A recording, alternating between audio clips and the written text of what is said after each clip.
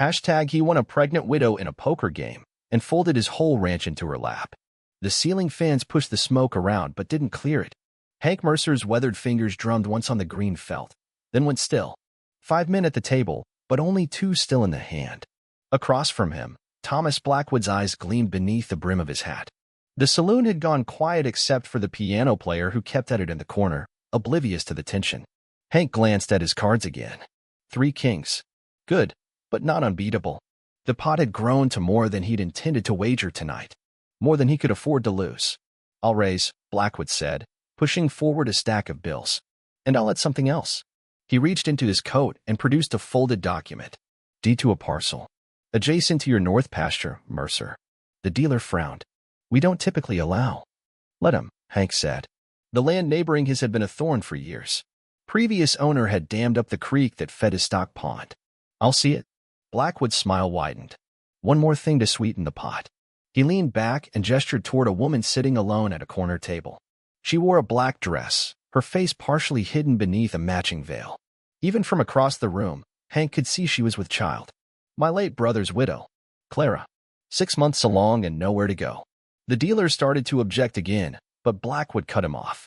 She's a burden I no longer wish to bear. Winter takes her too. Hank's jaw tightened. A woman isn't property, Blackwood. Call it what you want. She needs a roof. Food. Care for the child when it comes. That costs money I don't intend to spend. The room had gone completely silent now. Even the piano had stopped. Hank looked at the woman again. She sat perfectly still, staring at her folded hands. Show your cards, Hank said quietly. Blackwood laid down 2 pair, jacks and 10s. Hank revealed his kings, and the room exhaled. As Blackwood stood to leave, he tossed a letter onto the table. She's your problem now, Mercer. Hank didn't touch his winnings. He looked across the room at the woman who'd just been wagered like a horse. She finally raised her head, and through the veil, their eyes met. Hers held no tears, only a cold resignation that shook him more than fear would have. Morning light spilled across the Mercer ranch, illuminating what time had worn away. Paint peeled from the main house, a 2-story structure that had once been white. The barn leaned slightly, its red long faded to the color of dried blood. 3 horses grazed in the near pasture, ribs showing more than they should. Hank moved through his morning chores with mechanical precision. 20 years on this land had carved routines into him deeper than the wrinkles around his eyes. He spoke low to the horses as he fed them, his only conversation of the day most times. The animals listened without judgment, unlike people who always seemed to be waiting for him to finish so they could start talking. Inside the house, dust caught the sunlight streaming through windows that hadn't been properly cleaned since Sarah died. For years now, her rocking chair still sat by the fireplace, untouched. Sometimes at night, he'd swear he could hear it creaking, but it was just the house settling. Houses and men did that, settled into their loneliness until it felt like the natural state of things. Hank made coffee and carried it to the porch. From here, he could see most of his 200 acres. The drought had been hard these past 2 seasons. The creek that ran through the property was barely a trickle now, thanks partly to Blackwood's dam upstream. The cattle had been sold off gradually, each sale a small surrender. Only the horses remained, because selling them would have been like cutting off his own limbs. In town, they respected Hank Mercer. They nodded when he passed, asked about rain and livestock prices. But they kept their distance too. Grief had made him a stranger, even to those who'd known him 30 years. The invitations to Sunday dinners had stopped coming. He told himself he preferred it this way. Less complicated. But on nights when the silence in the house grew too loud, he wondered if he'd forgotten how to be around people at all. The coffee turned cold in his cup as he watched a dust cloud approach from the main road. A wagon. Coming to his ranch. No one came to his ranch. Clara Blackwood arrived with nothing but a small trunk and the letter her brother-in-law had tossed onto the poker table. She sat stiffly on the wagon seat beside the driver, her back straight despite the obvious weight of her child. Up close, without the veil, Hank could see she was younger than he'd thought. Maybe 30 to his 45. Her face was drawn, but there was something unyielding in her eyes. The driver helped her down, set her trunk in the dust, and departed without ceremony. Hank and Clara stood facing each other in the yard, like actors who'd forgotten their lines. Mr. Mercer, she finally said, extending the letter. I believe this explains my presence. Hank took it but didn't open it. Ma'am, I don't know what Blackwood told you, but I didn't intend. What you intended is irrelevant, she interrupted. Her voice was steady, educated. My brother-in-law has made it clear I'm no longer welcome in his home. The letter states that as winner of the game, you've agreed to provide for me and my child until such time as I can establish myself elsewhere. I never agreed to any such a. Would you prefer I sleep in your barn, or shall I begin walking back to town now? Her hand rested protectively over her swollen belly.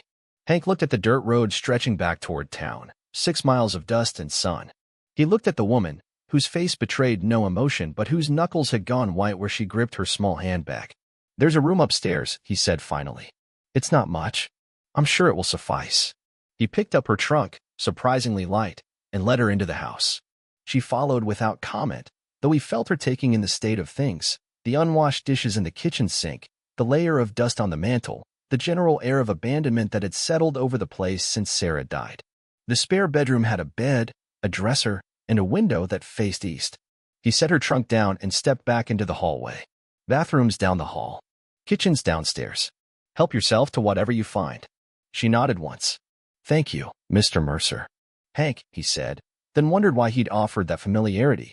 Hank, she repeated. I'll try not to be a burden. He almost laughed at that. A pregnant woman with no husband, no money, and nowhere else to go. How could she be anything but a burden? But looking at her standing in that empty room, her chin held high despite everything, he couldn't bring himself to say it. Get settled, he said instead. I've got work to do. He spent the rest of the day in the barn, mending tack that didn't need mending. When he finally returned to the house at dusk, he found the kitchen clean, the table set, and a pot of something that smelled better than anything that had come out of his kitchen in years. Clara sat at the table, waiting. I hope you don't mind, she said. I found some vegetables in your garden and a bit of salt pork. Hank stood in the doorway, struck by the simple domesticity of the scene. For a moment, it was like stepping back in time, before illness had taken Sarah, before the house had become just a place to sleep between days of work. Sit, she said. It'll get cold. He sat. They ate in silence, but it was a different kind of silence than he was used to. Not the hollow quiet of an empty house, but something alive with the small sounds of another person, the scrape of her fork, the soft intake of her breath, the rustle of fabric when she shifted in her chair. Why did you accept? She asked suddenly. At the game. You could have refused. Hank set down his fork. Blackwood's land has the headwaters of my creek. Been trying to buy it for years. So I was just included in the transaction. She said it flatly, a statement rather than a question.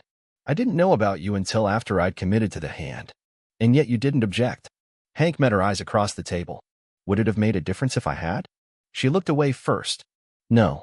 Thomas had already decided to be rid of me. If not you, it would have been someone else. Why does he want you gone? Clara's hand went to her belly again, a protective gesture he'd noticed before. My husband, his brother, died 3 months ago. Thrown from a horse. The child is all I have left of him. Thomas made it clear that a widow and another mouth to feed were not in his plans. So he wagered you in a poker game. He's not a good man, Mr. Mercer. Hank, he corrected again. Hank, she acknowledged. But then, I'm beginning to think good men are in short supply these days. He couldn't argue with that. They finished the meal in silence. The days fell into a new rhythm. Hank rose before dawn, as always, but now there was coffee already made, sometimes biscuits still warm from the oven. He'd work the ranch until midday, then come in to find lunch waiting. They rarely spoke during these meals, but the silence had softened, become almost comfortable. In the afternoons, Clara took to working in the long-neglected garden. Hank would see her from the fields, on her knees despite her condition, pulling weeds and turning soil. Sometimes she sang softly to herself, old songs that carried on the wind. He found himself working within earshot more often than not. The house transformed gradually. Dust disappeared from surfaces. Windows gleamed. Curtains that had been hanging limp for years were taken down, washed, and rehung.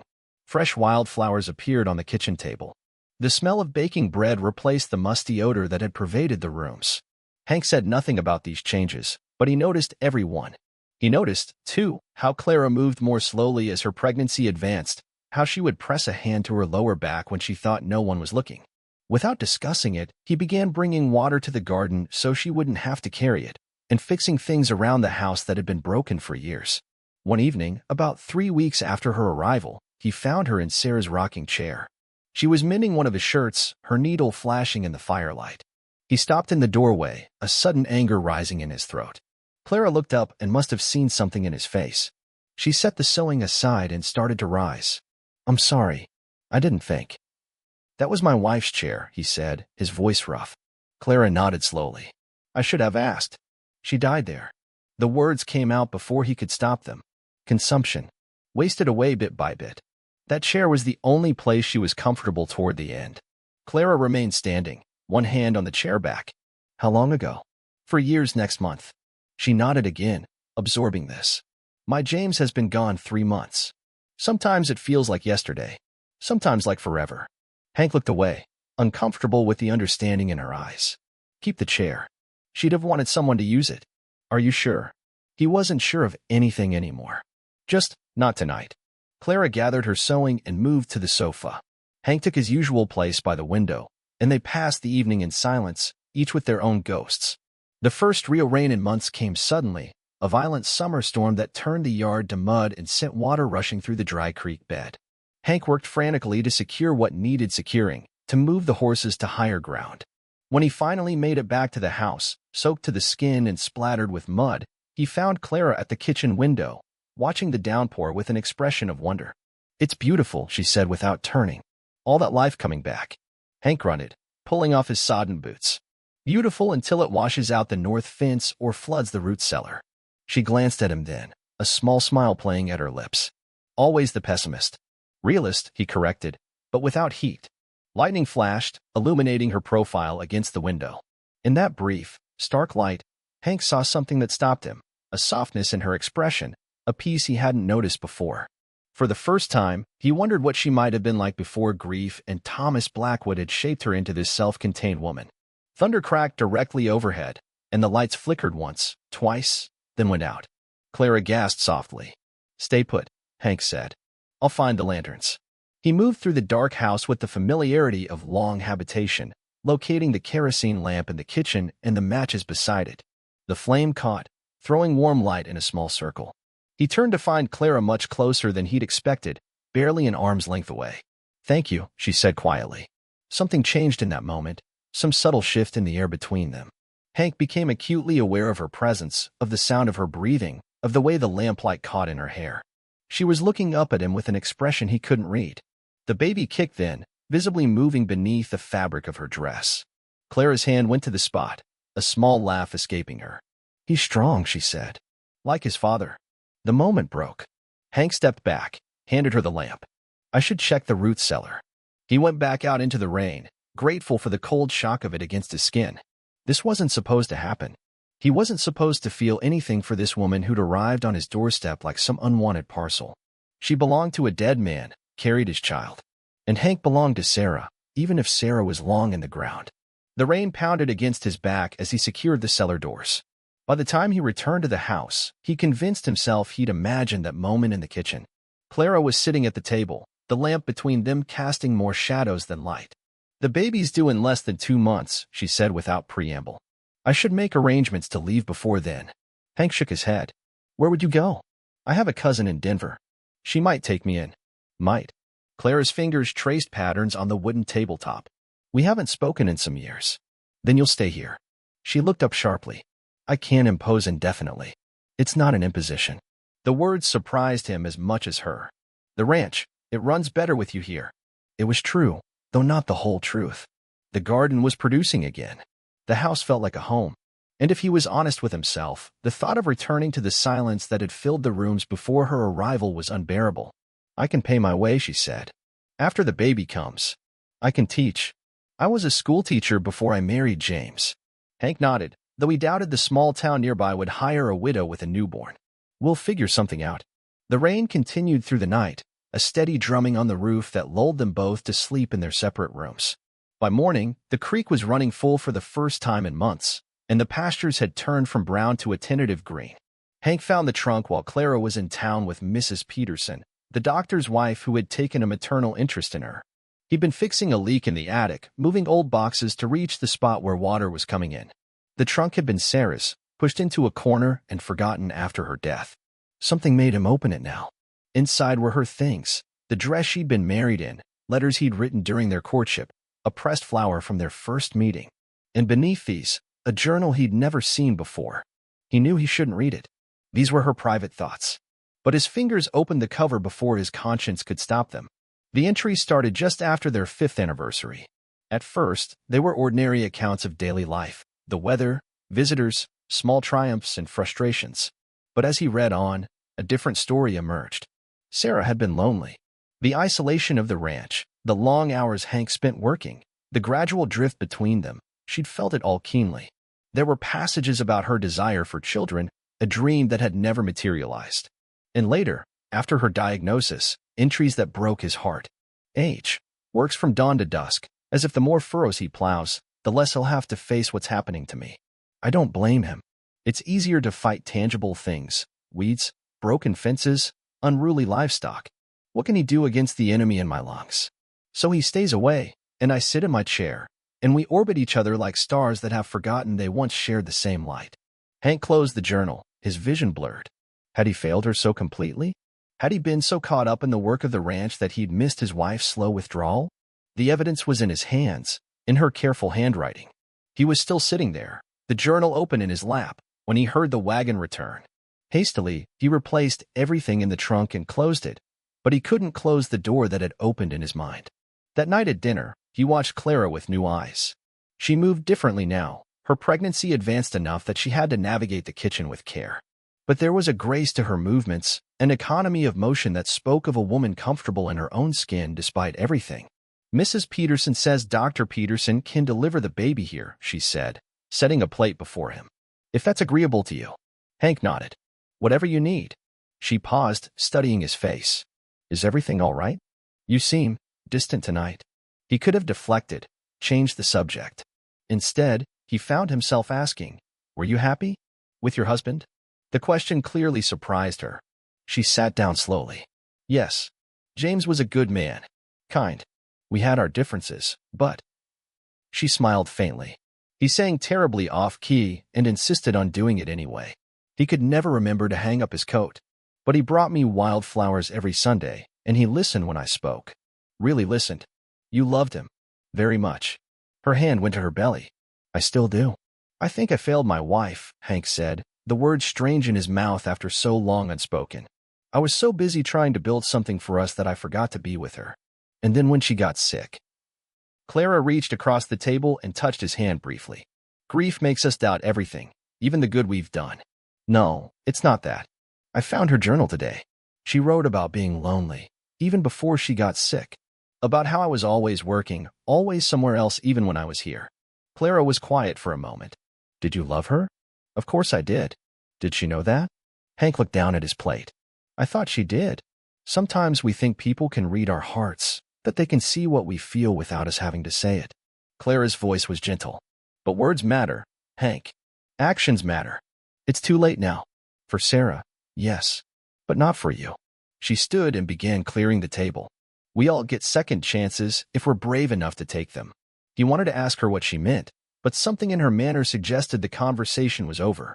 He watched her move about the kitchen, this woman who had arrived on his doorstep like some unwanted obligation and had somehow become essential to the rhythm of his days. The baby came early, on a night when the first frost silvered the grass.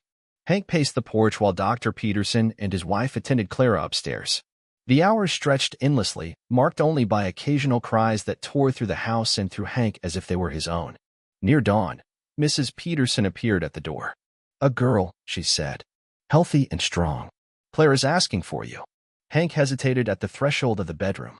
Clara lay propped against pillows, her face drawn with exhaustion, but glowing with a fierce joy.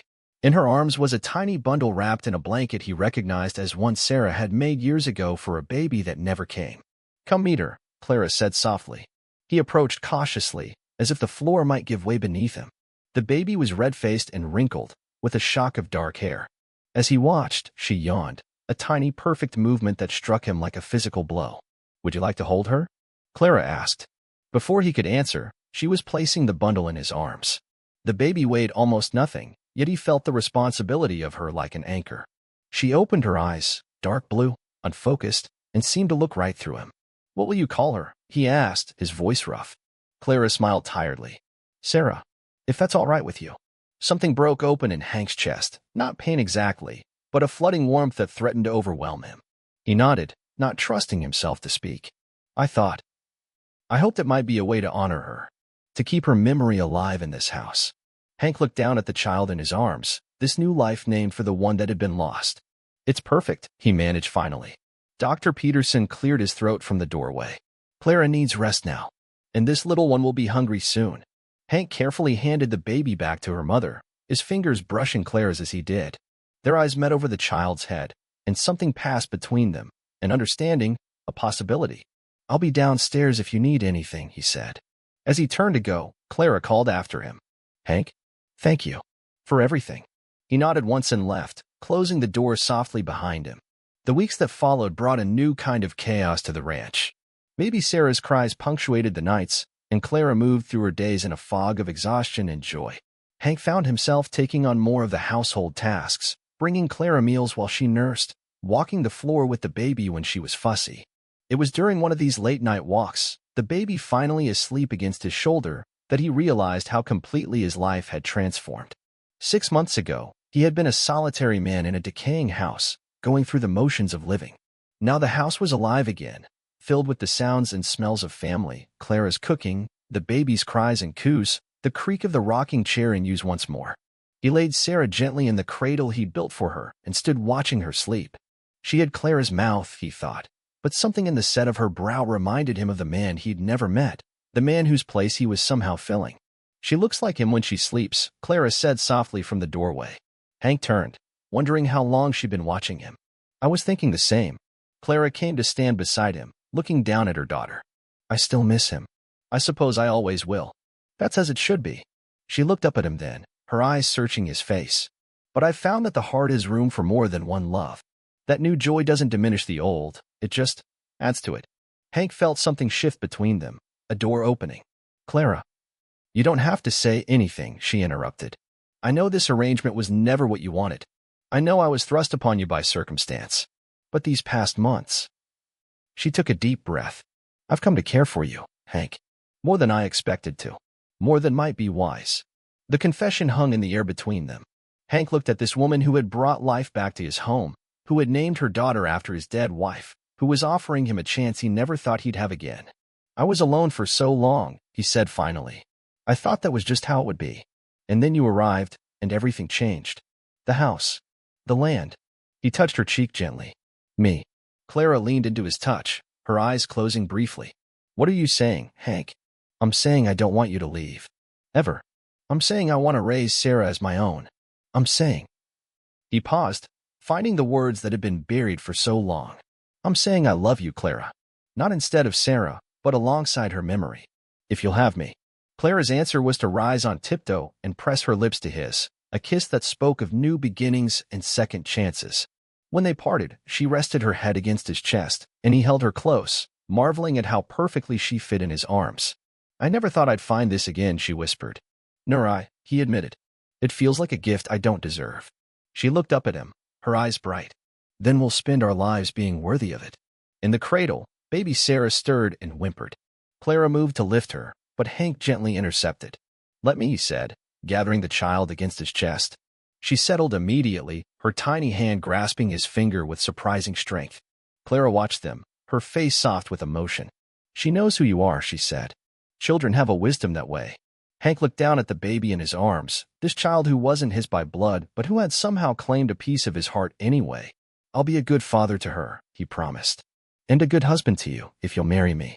Clara's smile was like sunrise after the longest night. Yes, she said simply. Yes to all of it.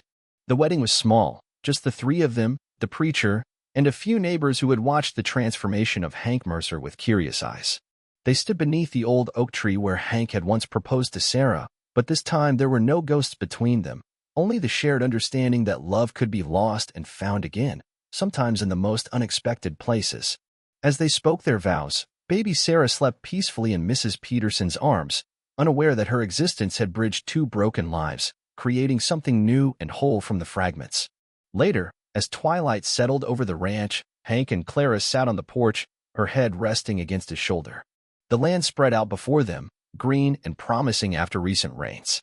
In the distance, the creek that had once been dammed now ran free, water finding its natural course just as they had found theirs.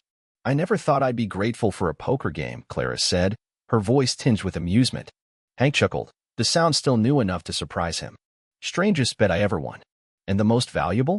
He turned to look at her, this woman who had arrived on his doorstep with nothing but a small trunk and an unborn child, and who had given him back a life he thought was lost forever. Without question, he said, and kissed her as the first stars appeared in the darkening sky. Inside the house, the old poker table sat covered with a cloth, no longer a reminder of chance and loss but of the unexpected ways life could deal a winning hand. And if the ghosts of those they had loved watched over them, they did so with blessing, understanding that the heart's capacity for love was boundless, extending beyond death into new beginnings. On the horizon, the land stretched out, no longer a burden but a legacy to pass on. And in the nursery upstairs, baby Sarah slept peacefully, secure in the knowledge that she was home, surrounded by a love that had been folded and refolded, shaped by loss but ultimately made stronger for having been tested by it. Total _char_count, 26,847.